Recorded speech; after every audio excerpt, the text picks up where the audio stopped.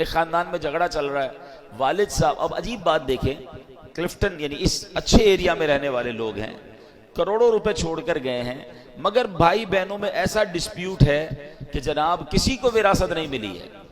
اچھا وراثت نہیں مل رہی، پراپرٹی بک نہیں رہی، انہی کے بچوں کو میں نے دیکھا کہ بیچارے وہ رکشا چلا رہے ہیں، اور جناب وہ کروڑ پتی ماں باپ کے بیٹے ہیں اور کھانے پینے کے لیے کچھ نہیں، علاج کے پیسے نہیں ہیں۔ ایک بار مجھے کوشش کرنے کا موقع ملا، میں نے کہا بھائی جب ماں باپ اتنے چھوڑ کر گئے ہیں، سب بھائی بہن بیٹھے ہیں اور تقسیم کر لے۔ تو پتہ بہنوں کی طرف سے کیا پیغام آیا کہ ہم جناب پورا حصہ لیں گے اور بھائی کو بھی پورا حصہ ملنا چاہیے۔ اب یہ حال ہو گیا ہے، کہیں عورت زیادتی کر رہی ہے،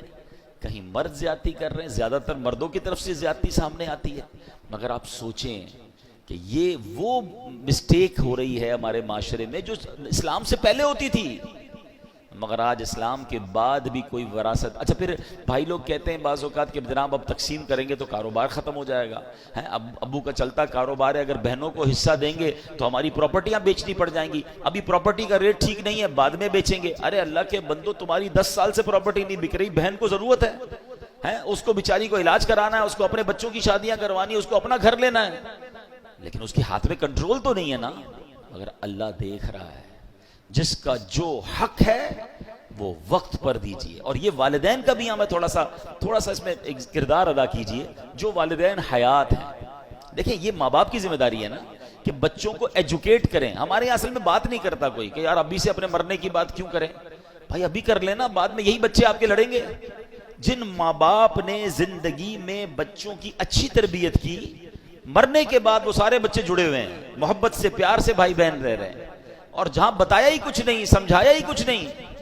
وہاں ہم نے گھروں میں لڑائیاں دیکھی ہیں۔ اچھے خاصے گھرانے کے بچے آپس میں ایک دوسرے کا گریبان پکڑ رہے ہیں کیونکہ بھائی ابو نے یہ کہا تھا، امی نے یہ کہا تھا۔ اچھا ایک اور مسٹیک بھی کرتے ہیں ماں باپ، چلیں یہ بات بھی میں کر لوں، وہی بات دین سے دوری ہے۔ بھائی مثال کے طور پہ ماں کسی بچی کے گھر پہ گئی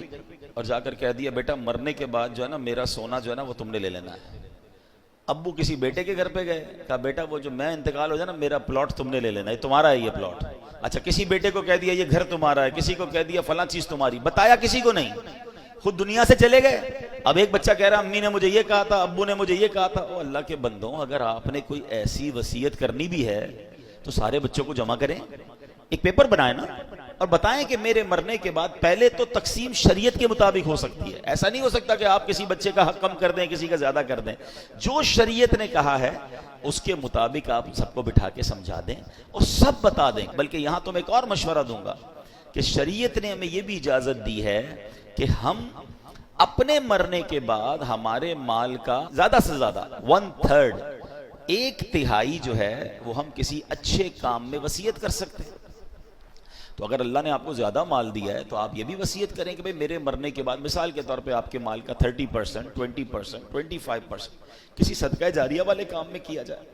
باقی بچوں میں شرعی حساب سے تقسیم ہو جائے۔ اگر یہ وصیت آپ کر جاتے ہیں تو فائدہ کیا ہوگا کہ اگر آپ کے مرنے کے بعد آپ کا جتنا بھی سرمایہ ہے اس کا 20-25% آپ ہی کے لیے خرچ ہو جائے، آپ کے مرنے کے بعد آپ کے لیے صدقہ جاریہ ہو جائے، کوئی مسجد، کوئی مدرسہ، کوئی کنواں، کوئی یتیم خانہ، بہت سارے صدقہ جاریہ کے کام ہیں، آپ کو جو پسند آتا ہے، کسی اچھی تنظیم کو آپ کو لگتا ہے کہ یار یہ لوگ اچھا کام کرتے ہیں ان کو دے دینا، یہ میرے لیے صدقہ جاریہ کا کام کریں گے، تو آپ کے تو وارے نیارے ہو جائیں گے۔